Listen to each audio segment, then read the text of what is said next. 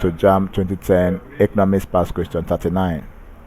Localization of industries refers to option A says spread of firms producing different products.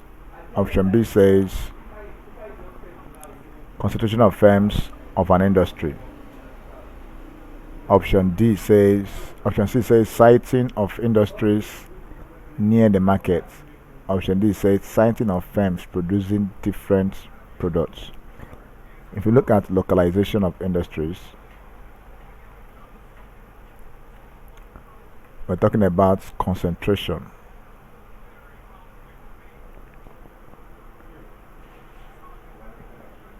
of firms or industries producing similar products in an area.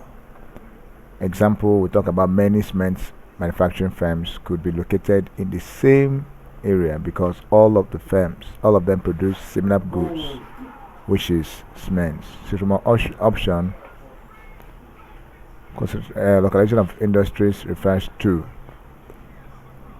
concentration of firms of an industry producing different. So option D is the correct answer. Thank you, and please subscribe for more questions.